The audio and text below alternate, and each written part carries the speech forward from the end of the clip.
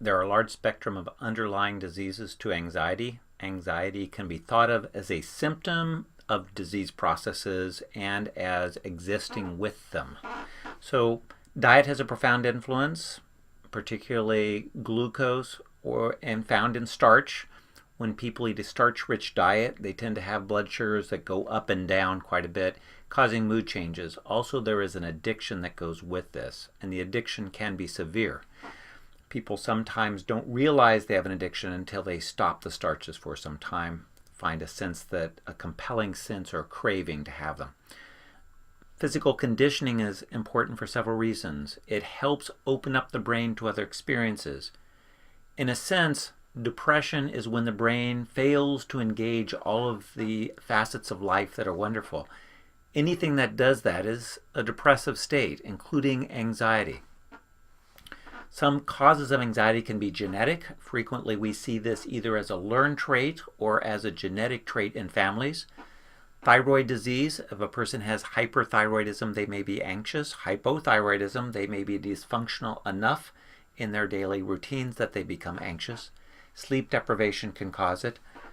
Clearly just human interaction that is not tuned well, where the value of human interaction is not understood or appreciated, can make a person anxious.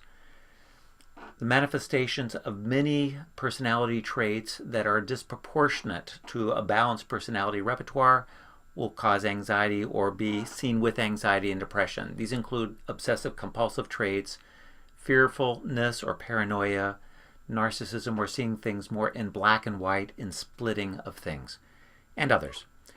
Manifestation of fear is frequently with anxiety.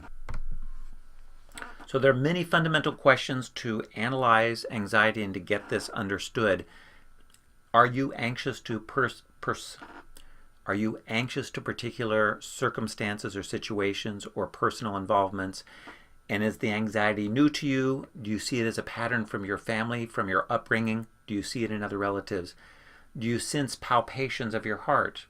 Do you sense a sense of doom or fear? And if you do, have you ever talked about a panic disorder or a panic attack? Do you wake up in the middle of the night with your heart pounding? There are many possibilities of things that can cause a person to be anxious. Are you having negative thoughts, ruminating or thinking over negative thoughts you cannot escape? Or are you feeling significant emotional pain that we really need to talk about? All these things are maybe compatible with or fueling anxiety. Are you willing to try medications, or are you concluding that it's best to approach this without? Are you open to a dialogue?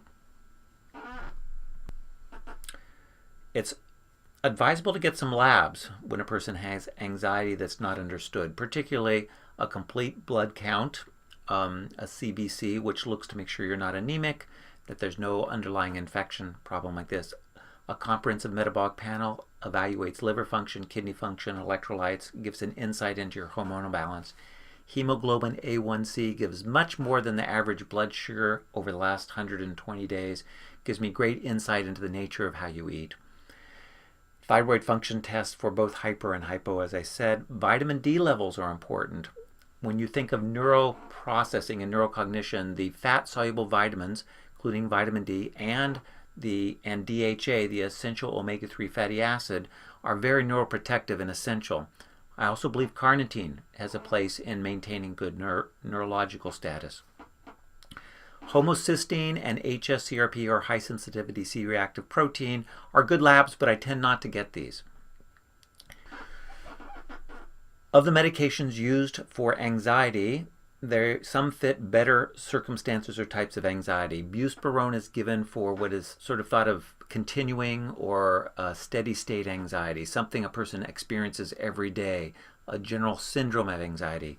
Hydroxyzine is very good to help a person sleep at night if their anxiety is related to insomnia. It's also anxiolytic in general, so even if there's not a sleep disorder, it can be very effective.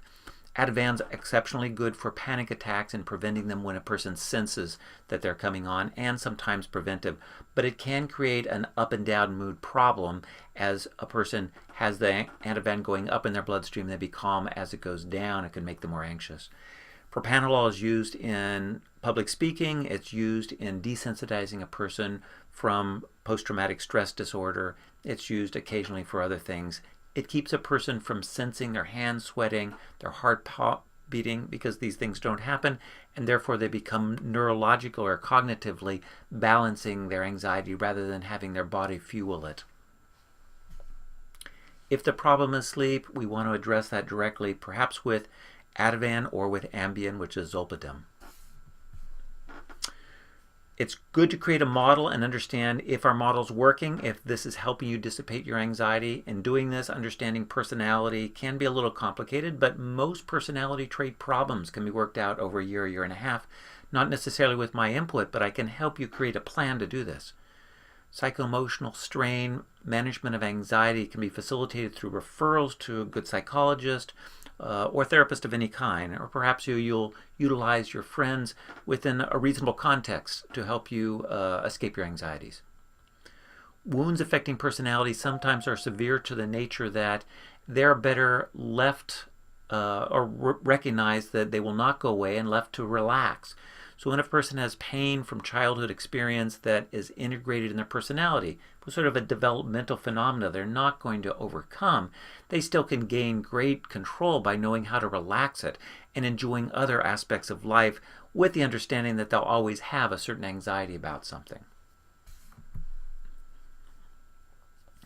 Personality can be understood as a repertoire of traits, and therefore we can look at which traits you're good at, and the ones that are most valuable in resolving anxiety are the positive traits, the sense of well-being, the sense of belonging, the sense of security.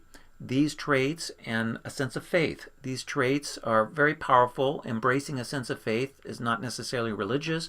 Those things will help balance the negative feelings we have that create anxiety.